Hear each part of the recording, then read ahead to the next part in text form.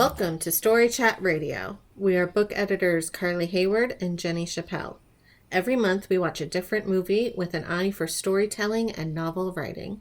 We use our years of training and experience editing novels to break down each movie's storytelling elements to help you improve your novel in progress. Warning, Jenny ruins everything. Hey, you ruin things too. So don't be surprised if there are spoilers. On this episode, we're discussing the 1990 film The Mummy, and then we'll end with a critique of One Lucky Author's Query.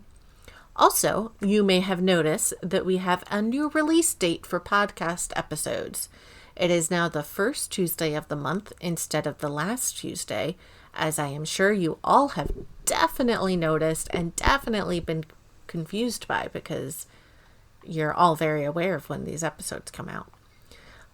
But also, please stay tuned to hear an important announcement at the end of the show. I have definitely noticed and been confused by it. By the weeks? Because we're used to recording earlier in the month. Well, I guess later in the month? I'm not really sure. See, even just talking about it makes me confused. Yeah, that sounds right.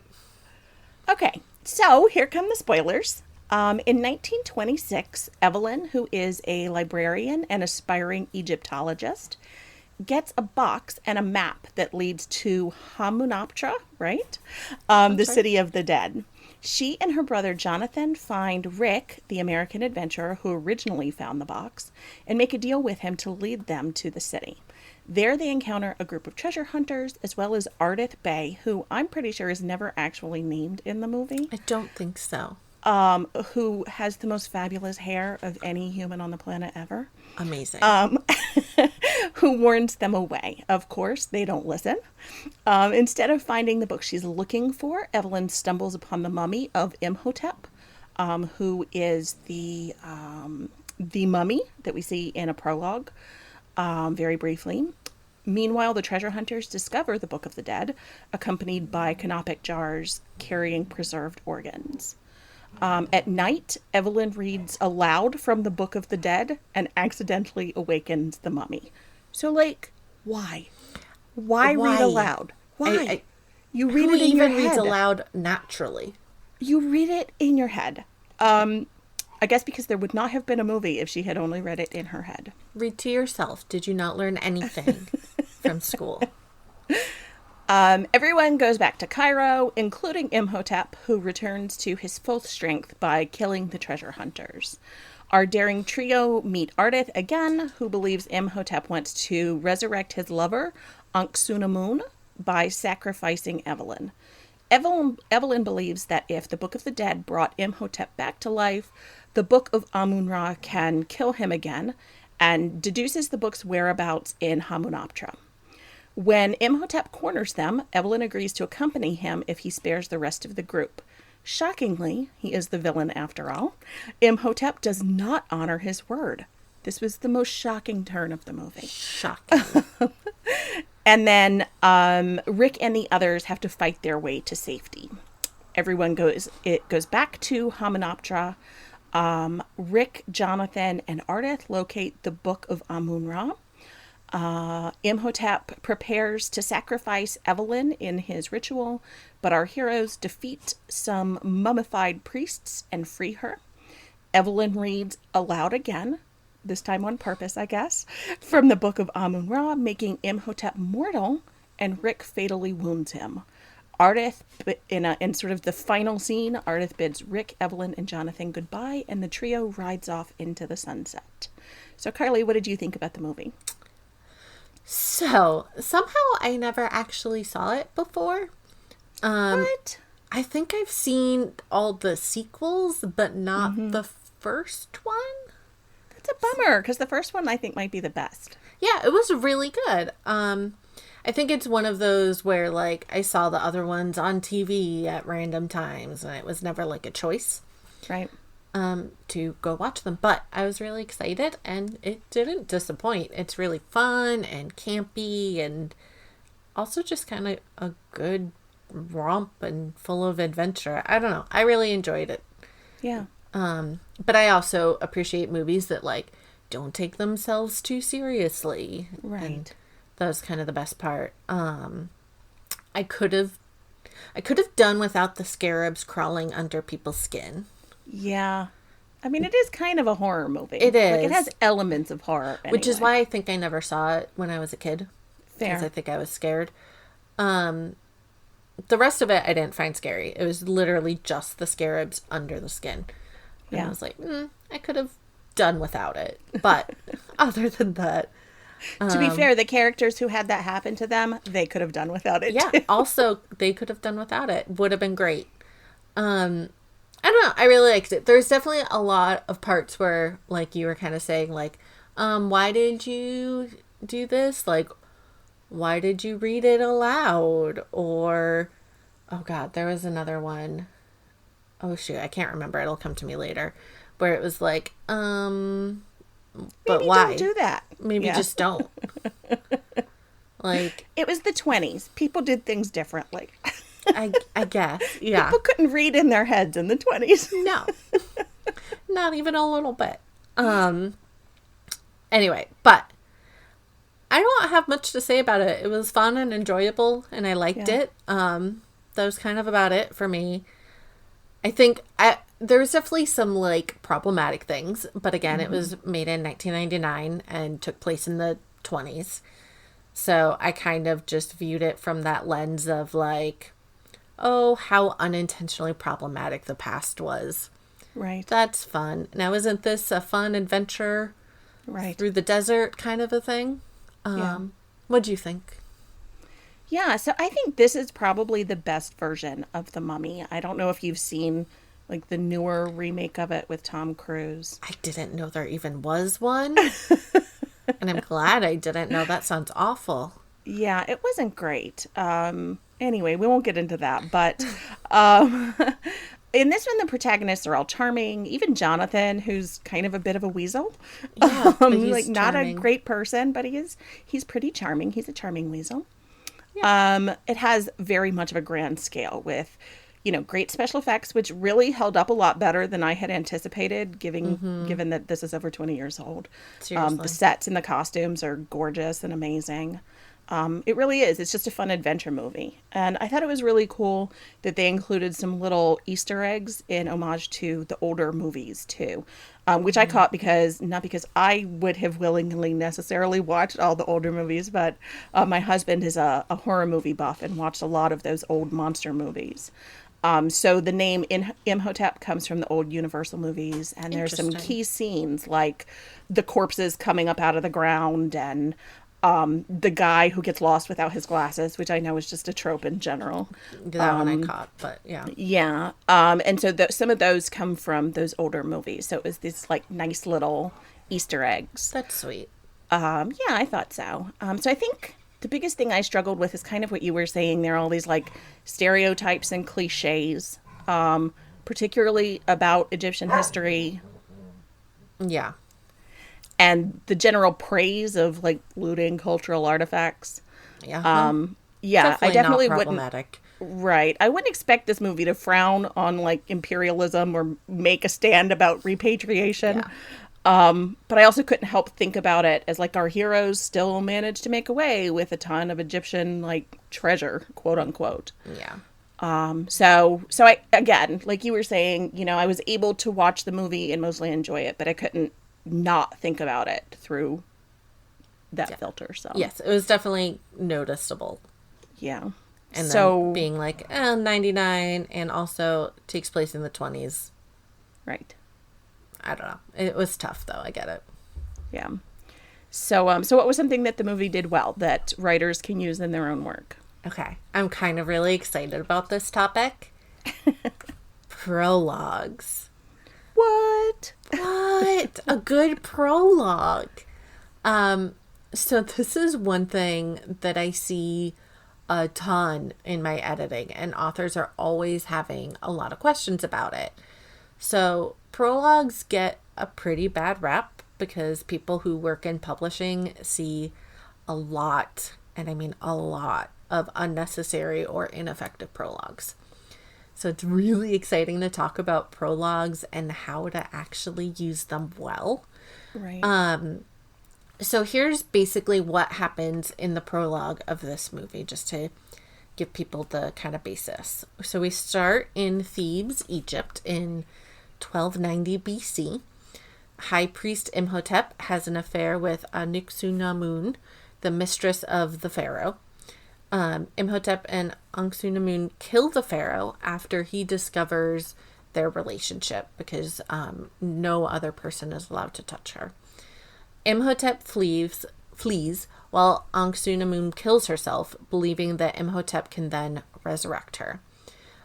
He and his priests steal her corpse and travel to Hamunaptra, the city of the dead, and the resurrection ritual begins, but is stopped by the pharaoh's bodyguards. Imhotep is buried alive with flesh-eating scarab beetles. He is then sealed away in a sarcophagus at the feet of a statue of the Egyptian god Anubis and kept under strict surveillance by those guards, the Magi, who have sworn to prevent Imhotep's return.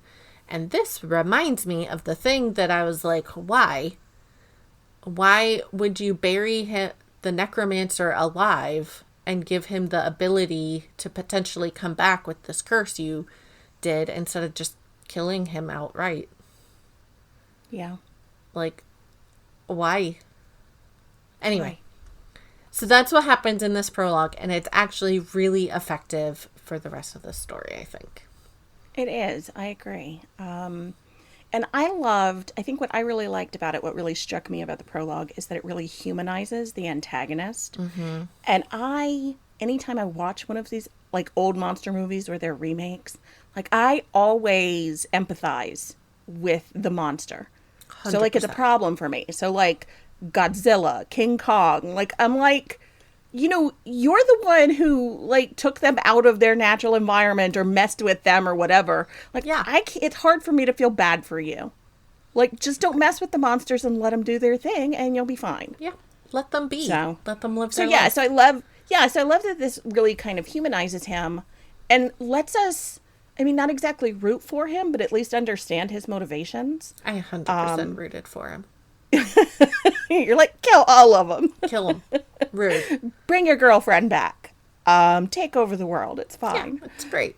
My favorite antagonists in stories are usually the ones whose motivations we can really understand and empathize with anyway. Mm-hmm. So it really goes hand in hand with that.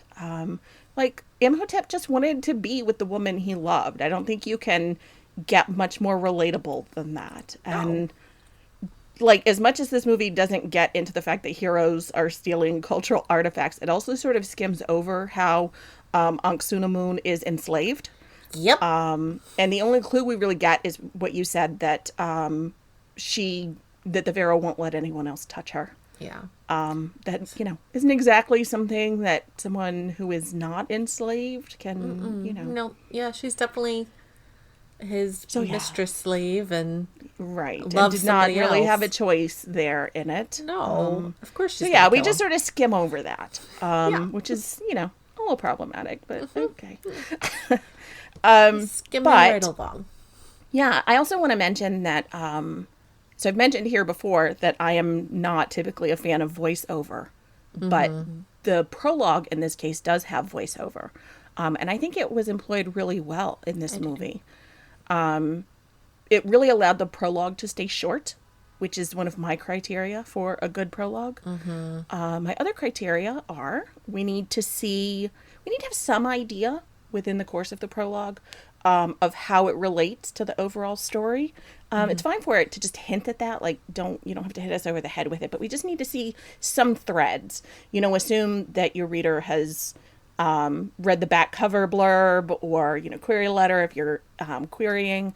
And so they do have some idea of the premise, and we just need to see some hint of that in that prologue. We also, usually that means showing us the main character, but in this case it was the antagonist. That worked really well too. Your prologue also needs to establish the tone for the rest of the story, as well as introducing important themes. We also needed to transition well into the first chapter. You want a prologue that hooks the reader, but then chapter 1 also needs to have a strong hook. You want to, I think it's important to note that you still need a prologue to engage the reader's emotions as Yeah. well.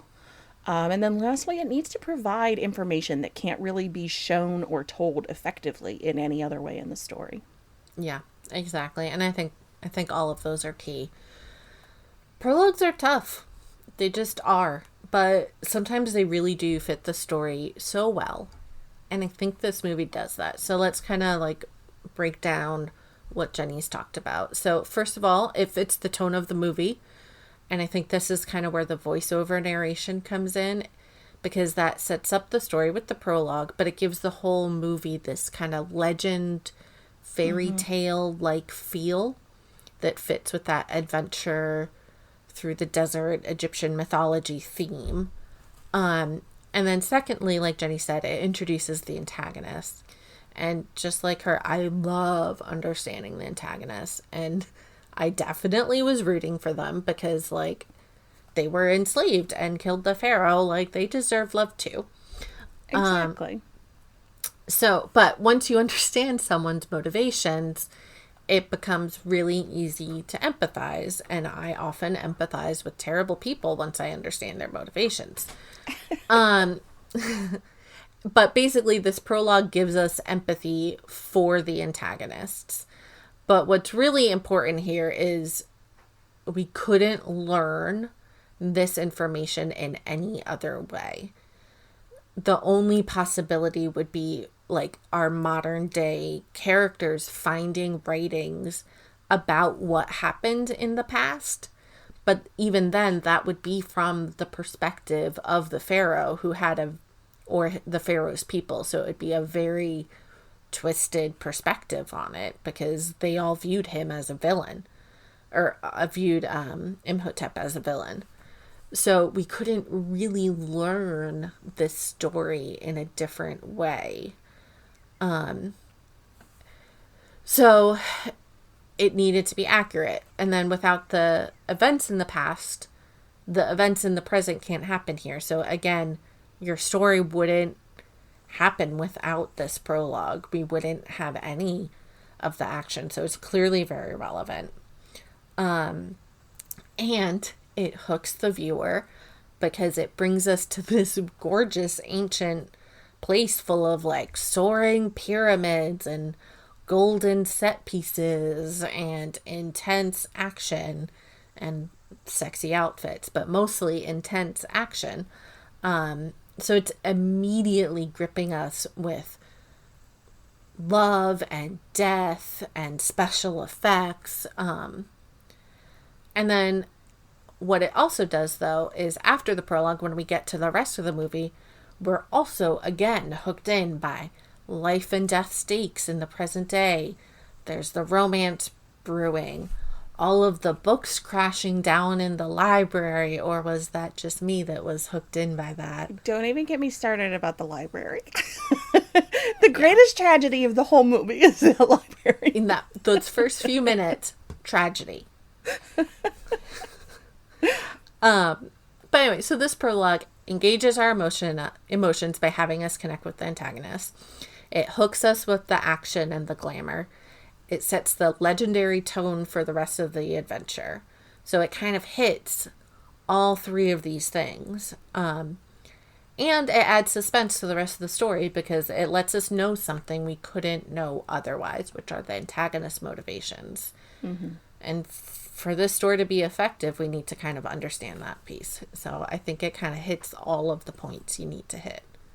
Yeah, like we were saying at the beginning, I think when we can at least in some way relate to the villain, it makes them a much stronger antagonistic force. Because, you know, when they're just kind of evil and we don't really understand, or they don't really seem to have any clear motivation, it leaves you with another one of those things where you just go, why? But why? You know, why is he so evil? Why does he want to destroy everyone? Exactly. So I think it did a great job of setting that up right up front. One question I get a lot from authors, and you probably do too, Carly, is how do you know if your story needs a prologue? This is definitely one of those things that can be really hard to determine in your own story. when I'm editing, I definitely take into account all of this criteria we've been discussing. Some of that is just about whether or not the prologue is working, not necessarily whether or not the prologue is needed. And yes, please sit down because this might shock you. Carly, I don't know if you're sitting or not, even though I can see you on this I video. am definitely sitting. You might want to sit down. I have been known to occasionally recommend adding prologues to some clients. I know. I don't think I ever have. That's weird, though, on my part. I know. It is weird. What have you been doing with your life? Not recommending prologues, I guess. Apparently. So one reason you might need a prologue is to show something that's really important to the main story, but doesn't actually take place in the main timeline. So, this movie is a case like that. One prologue I often use as an example of how to do it well is The Bone Houses by Emily Lloyd-Jones. In this prologue, we get to see the main character with her father, who has died by the time the main story begins in chapter 1. But this relationship between these two characters is incredibly important to understanding our protagonist's motivation and really just understanding her life. So showing a little bit of that relationship in the beginning allows the author to show, not tell, why this relationship is so important and pervasive in the main character's mind throughout the rest of the story. Another way prologues are sometimes used is to jump ahead to a pivotal moment in the story. I think of this as like kind of a flash forward. So this can pique the reader's interest and make them wonder how the main characters get from where they are in chapter 1 to this moment that we see in the prologue. These are best when the moment we see in the prologue is not quite what it seems, that there's a little bit of a twist to it. Sometimes you can also deliver information from a point of view that the reader may not see again for the rest of the novel. So that's something else that was done in this prologue in The Mummy, is it's really sort of as much of as a movie can be told from a point of view that way. Yeah. It's sort of told from the point of view of Imhotep. He's sort of the protagonist of that scene. So we obviously don't see him again as a protagonist or get to see his point of view through the rest of the movie. This is really common in thrillers where you may see a scene from a victim's point of view so that the author can show a crime as it happens, even though the detective main character may not be there. For me, whether or not you need a prologue really comes down to exploring whether or like if there is a more effective way to get the information to the reader. Yeah. So if you're considering whether or not you need a prologue, make sure you're thinking about this from all different perspectives and really considering the alternatives. For example, most backstory is best told as breadcrumbs sprinkled through the story, just little bits of information that build up to lead the reader down a path to understanding what happened. We don't usually need to see backstory shown as a full scene. But when we do, sometimes it's better to show that as a flashback later in the story. So those are some alternatives to, whether or not you're going to show this as a scene, or whether or not you're going to have a prologue. There's also another type called an epigraph. That's a poem or quote that hints at information without just straight up, showing it as a scene, and also sets the tone, but it's usually very short. A great example of this one is Children of Blood and Bone. Yes. There's just this almost a half a page little poem that just gives us vibes, it gives us a little bit of information, and just some stuff that really helps us settle into the story when we start chapter 1. As we've said here before, it really all comes down to the impact you want the scene to have on the reader. How and when you reveal information is a powerful tool in your toolbox. Basically, there's an unspoken contract between you as the author and the reader that you will honor the reader's expectations. When you use a prologue, you're essentially breaking that contract with the reader, to some extent anyway, by asking them to orient themselves to the story twice. So for a prologue to work, it has to be strong enough to make that worthwhile for your reader. Yeah, exactly. A prologue needs to be worthwhile. So here's my main rule when it comes to prologues. Does it add suspense to the rest of the story? So you kind of want to think of that allegory or that old rule of thumb of like two characters talking, but only the reader knows that there's a bomb under the table, and how that affects the rest of the vibe of the scene and how the reader views the scene. So what can a prologue do that adds something to the rest of the story that makes it more compelling? So that can be a peek into the future. It can be a villain point of view like this. It can be, like Jenny was mentioning, the victim point of view. You essentially have to hook and ground your reader twice if you do a prologue, and it's hard to do that even once.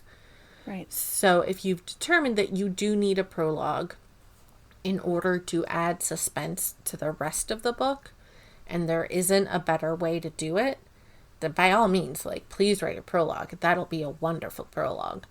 But there's quite a few things you have to do to make sure it's successful. So you have to determine a scene that's going to color the rest of the book. It needs to alter your reader's view and interpretation of the rest of the book. It will have to be a scene that's going to affect the rest of the book, but is also compelling in its own right. It can't just be a lore dump. It has to have its own forward momentum. We need to move through the scene with action and choices being made. Things still need to change and happen. We still need to kind of form a bond or connection with the characters. This is all with the caveat of unless it's an epithet, because that's a slightly different. But basically, you need to make it do double duty. It needs to show stuff about the main character, the world, and give us that forward momentum of a good, strong scene. But also it needs to give us important information and subtle foreshadowing, etc., that kind of alters the rest of the story. So it needs to be this like pivotal scene that's going to affect everything else. And that's it's pretty hard to do. But when it's done, it can be really great and effective. It's true. Yeah, I think that's all. I totally agree with all of that. That's it. We're done now. Just kidding. That's it. They're really hard. Don't do them. No, I'm just kidding. They're really hard. Do them if you can, but they're too hard. Well. Yeah, but do it well. Okay, so like Carly mentioned at the beginning, editors do see a lot of prologues that don't work. Sometimes these prologues are, we do need them in the story, but they need to be reworked. Some of those might be too long. They might need to do double duty, so it's also setting the tone too, etc. But more often, in my experience anyway, the prologues really just need to come out all together. Yep. Some of these I've seen are basically like, I think you called it a lore dump. And they are basically like an info dump style history lesson. Mm-hmm. These give like an encyclopedic knowledge of the history of the world. They're more common in epic fantasy and science fiction. Mm-hmm. Normally they go along with like long books. I think I always think of like Tolkien style books when I think of those. And those are usually something that take place in a secondary world, which means the whole world is completely fictional. Sometimes the sole purpose of a prologue is to hook the reader, or make up for a boring chapter 1. Mm-hmm. Those are also not okay. Nope. Likewise, if a prologue is only there to set up the world, some world building, or you're giving us some atmospheric vibes, that probably isn't an effective prologue either. Something else I see sometimes is a prologue that really has nothing to do with the main story. Or alternately, the reader has no idea how it might connect to the main story until really late in the novel, mm-hmm. which, let's face it, by that point, they've probably forgotten about the prologue altogether. So just really consider the function of your prologue, and again, whether or not there's a better way to do what you need it to do for the story. Yeah, that's actually a really good point about how if they're not going to remember how it connects to the main story until the end. So in this movie, we see them go to the same town that takes place in the prologue. Right off the bat, they're talking about it. So we automatically see that connection between the prologue and the main part of the story. I mean, it is a movie, it's a much shorter, and we know it's the antagonist, Right. but still, it's immediately connecting the prologue into chapter 1, so to speak. And I think it does that really well. Yeah. Anyway, so how do you fix a broken prologue? Or, if you're going to get rid of it, what do you do with the backstory that you have to put somewhere else because you've taken your prologue out? You just delete it. Just delete it. Just take it out. It's Yeah, fine. it's just you don't need no one backstory. needs to know. Exactly. It's fine. No one needs backstory.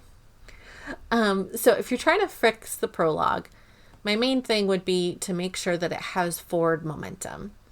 That's kind of usually how they fall flat with the info dump. They're kind of just information that you're passing along to a reader, and they're not a story. People tend to forget that prologues are still story. So your characters need to move through a scene that's going to impact the rest of the story. So you need to make sure it's actually a scene, albeit a short one. Add in action, make your characters active in the scene, etc. So in this movie, so much happens in the prologue. It's a mini story in its own right. There's tension and stakes and action and suspense and an ending, albeit a temporary ending, but an ending. So once your prologue is kind of a scene in its own right, you want to find ways to make it gripping and compel your readers to read on. It's kind of your chance to dazzle readers a little bit. So give them something that shows them where your book is going and what the tone is going to be. Like we were saying kind of earlier, is it a murder mystery and you're showing a limited view of the murder? Is it the villain POV that sets up kind of the rest of the story like in this movie? Is it a moment that explains exactly who your main character is and how they're going to react throughout the rest of the book, like in the example that Jenny gave? All of these moments are going to set the tone for the rest of your book and impact it. But they also are high impact scenes in their own right. And that's what's going to keep your readers' attention. And then, as we were kind of saying, make sure you transition into a chapter one, that is just as compelling. You don't want to let your readers down where they're like, well, the prologue was interesting. Why isn't this the book? So make sure you're kind of pulling in all of those elements and doing a really fun transition. Now, if you decide to dump the prologue, which is often what you will be advised to do, then you need to find a way to convey that backstory more naturally in the rest of your story. So it all comes down to that thing that we say all the time, peppering in that world building and backstory. So have your characters interact with stimuli that allows you to fill your prose with information that the reader needs. So now we're going to get into, there is actually a part of this prologue that I did not like, that I think could be cut out. So we didn't really talk about it, but we essentially get two prologues in this movie. There's the part that we've talked about so far, that shows the antagonist. And then there's kind of a secondary one where we see Rick first discovering the tomb or temple. He goes there, there's a big fight, and then he leaves. So it shows us that the tomb is dangerous, that Rick was there and knows how to find it, and it introduces a couple of characters. But for the most part, that's actually an info dump. We don't really need to see this experience because we learn all of this information throughout the rest of the story anyway. We see it through the action of the rest of the story. We see his interactions with his old friend that was at the temple with him. The whole plot of the story is that he knows how to guide them back. We don't need to see that he actually was there. And we get reintroduced to the characters anyway later because we have the lead female. Why can't I remember her name? What's her name? Rachel Weisz. Why do you ask me like I know? I don't know. I couldn't even remember her character name when you said that. Oh. So, but we see her meeting all the characters, so it's not like we're supposed to have had built a relationship with them already anyway. So you can almost completely lift that scene out, and it will already show us all of that information as it became pertinent to the main storyline. So it's kind of, this movie is actually weirdly both a phenomenal prologue and one that could be cut. And so it's kind of it's impressive for one movie. You get a twofer. You get a twofer. Yeah. So that's kind of it for prologues, I believe, unless you had anything else you wanted to add. No, I think you did a great job, Carly. Only me. Gold star for this episode. Just for me? Okay, Just great. for you. Yeah. I can give myself a gold star. Yeah. I'll give you like a smiley face. I get like a silver star. Yeah. Maybe like I just get a smiley face drawn in marker. I don't even get a sticker. in like red pen. Yeah. So rude. Of course, red pen. What other color would it be? Yeah, that's all I have is red pens. All right, so this month, our query also sounds like it has a lot of suspense. So Jenny, what are your thoughts on the query? I thought this story sounded amazing. There's a great balance of giving us the information we need to understand the plot, stakes, and character motivations, which I feel like is what we're always saying when we talk about queries on here. Plot, stakes, character motivation. Right. And then really teasing us with hints of more to come. The final word of the summary in this one had me going like, gasping a little bit. So that was fantastic. I feel like this query really embodies something that I tell authors a lot, which is that queries are really more like writing for marketing or advertising than writing a novel. I think that's really what's at the heart of what makes writing queries so hard. In a lot of ways, it's a totally different skill set from writing books. So really for me, this query does its job. It makes me want to read more of this book. In other words, I call dibs. Well, I don't even get a chance to call dibs. Nope. I was being like respectful and letting you talk about the query. This is for not giving me a sticker. Oh, all right. That's what you got. Next time, I'm just going to call dibs before you can even talk, because this is getting You ridiculous. just start right out at the beginning. Yeah. We had this query, dibs. So, Jenny. Anyway, I agree. This query is like a really great marketing pitch, and that's exactly what it needs to be. It sets up mystery without giving too much away. It connects us to the main character. It shows tension and stakes. My only criticism is that it mentioned spooky vibes when it talks about like its comps. And I felt like I didn't really see any hints of spooky vibes in the query, except for that one last line that made you gasp, which is about eugenics, which definitely bad and spooky.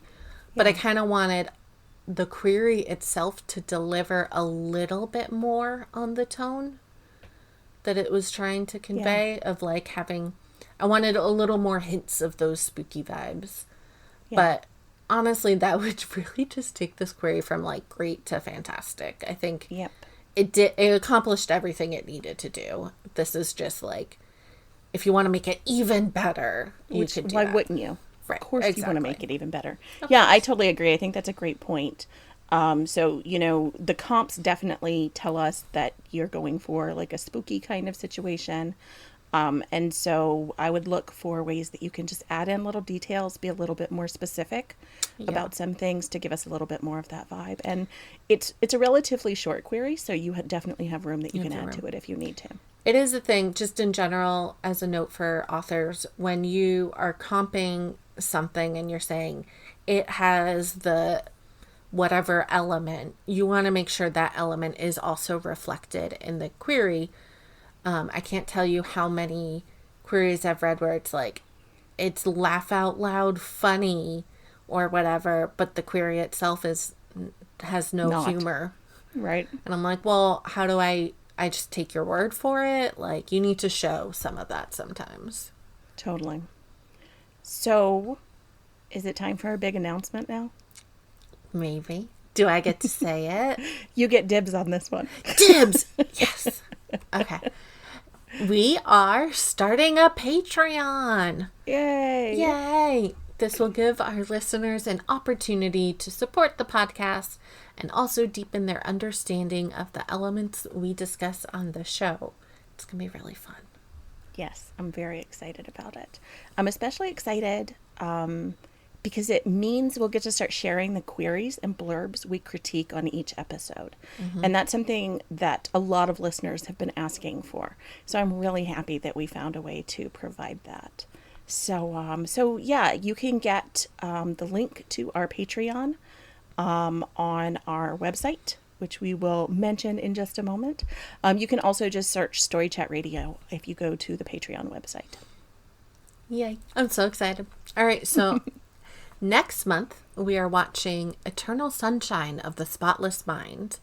We will also have another query or blurb critique, so if you want your query featured on the podcast, you can find the details about how to do that on our website or Twitter page. You can find our podcast on our website, storychatradio.com, or you can follow us on Spotify, Apple Podcasts, Google Play Music, or many other streaming services. While you're there, please leave us a rating. You can also follow us on Twitter and Instagram at StoryChatRadio. Thanks for joining in our nonsense.